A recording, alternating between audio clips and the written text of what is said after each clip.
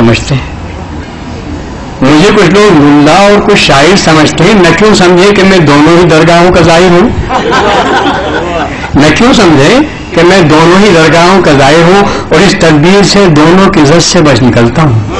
اس تدبیر سے دونوں کی عزت سے بچ نکلتا ہوں کہ ملا شاعروں میں اور ملاؤں میں شاعر ہوں. لیکن جب صدارت ہو تو پھر کس طریقے سے عزت سے بچا جائے. تو آپ نے نقش آرزو کے حوالے سے بڑی وقیع گفتگو, عالمانہ گفتگو, بصیرت افروز واقعات سنے اور جو خوبیاں اس کی تھیں وہ بیان کی گئی. میں بھی یہ کہوں گا دو باتیں. ایک تو عربی کا مقولہ ہے کہ برتن میں سے وہی ٹپکتا ہے جو اس میں ہوتا. تو الحمدللہ تحریک اسلامی سے بابرسگی نے کم از کم ایک مرحلہ بڑی آسانی سے ہمارا طے کرا دیا ہے, جس کا نام فکر ہے.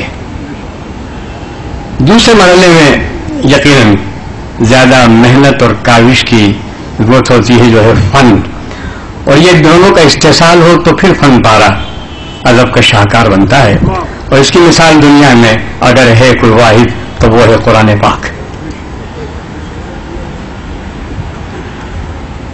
کہ ہر نبی کو اس کے دور کے حوالے سے معجزہ دیا گیا. حضرت موسیٰ کے زمانے میں سحر و ساحری کا بڑا غلغلہ تھا, اور فرعون نے اپنے ملک کی حفاظت کے لیے جو فوج منگوائی تھی ظاہر کے ساحروں کی تھی. یعنی یہ مرتبہ تھا کہ مملکت کو اگر خطرہ ہے کسی قوت سے تو اس کا مقابلہ کون کریں گے؟ ساحر کریں گے, جادوگر کریں گے. اور سب سے پہلے ایمان لانے والے کون تھے؟ وہ جادوگر ہی تھے. اس دھمکی کے باوجود کہ تمہیں سب سے اونچی کھجور پر لٹکا کر تمہارے ہاتھ پیر کٹوا دوں گا, انہوں نے کہا اب تو ہم پر واضح حق واضح ہو چکا ہے, اب نہیں بدل. تو وہ حق جس پر واضح ہو جائے اس کا اظہار بھی وہ کرتا ہے. تو فکر کے اعتبار سے تو الحمدللہ تحریک سے وابستہ لوگوں کو یہ مودودی رحمۃ اللہ علیہ کا احسان مند ہونا چاہیے کہ انہوں نے فکر کے تمام افق روشن کر دیے ہم پر, اور کوئی یقین کے ساتھ. اور یقین و رسوخ سے فن بھی متاثر ہوتا ہے. سچی بات کو اس اعتماد سے آپ کہہ سکتے ہیں نا, جھوٹی بات کو غالباً اس اعتماد سے نہیں کہہ سکتے. اور اب تو میں نے سنا ہے کہ امریکیوں نے کوئی ایسا آلہ ایجاد کیا ہے کہ صرف لگا دیتے ہیں آپ کو, اگر آپ جھوٹ بولیں تو وہ لرزش بتا دیتی ہے سوئی کی بات صحیح نہیں ہے, وثوق سے نہیں ہے. تو الحمدللہ ہمارے احباب کو فکر کے اعتبار سے تو کوئی دقت پیش نہیں آتی. البتہ پیرائے اظہار میں ہمیشہ گنجائش رہتی ہے خوب سے خوب تر کی. اور یہ مسئلہ واقعی تحریک سے وابستہ لوگوں کا ہے کہ افراد کی کمی کے نتیجے میں ذمہ داریاں اتنی اڑا دی جاتی ہیں کہ آدمی بقول نعیم صدیقی کے کہ کتنے خیالات آتے ہیں ان کا گلا گھونٹ دیتا ہوں میں, کتنے افسانوں کے خاکے ذہن میں ہوتے ہیں, کتنے شاعرانہ خیال ہوتے ہیں, ان کو پیرائے اظہار نہیں مل پاتا.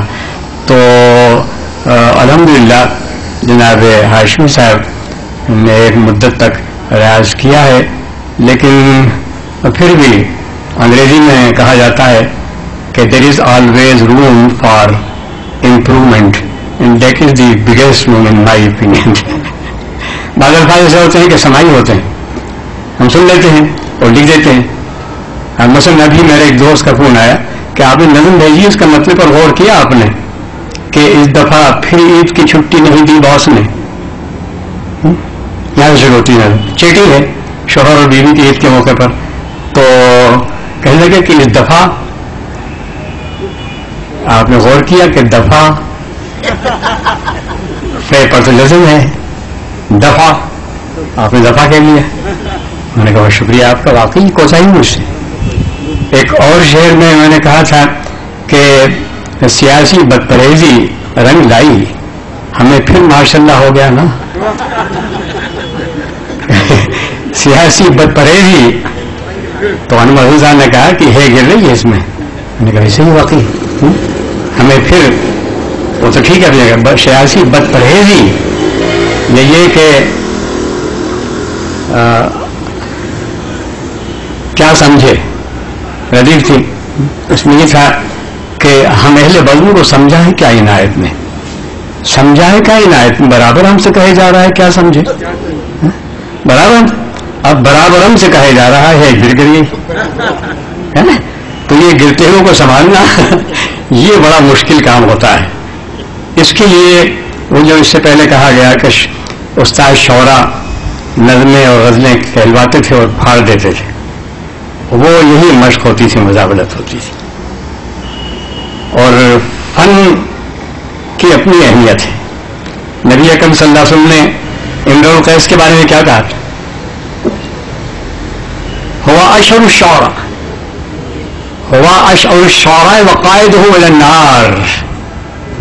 سب سے اچھا شاعر تھا، ساری خوبیاں شاعری کی موجود تھیں، لیکن فکر کی کلی کے نتیجے میں اس نے بہت سے لوگوں کو گمراہ کیا اور جہنم میں جاتے ہوئے ان کا قائد ہوگا، اس کے پیچھے چلنے والے جہنم میں جائیں گے. درمیان میں ایک بات آ جاتی ہے کہ شاعری تو اسلام کے منع کی ہے، قرآن میں تو مذمت کی گئی ہے.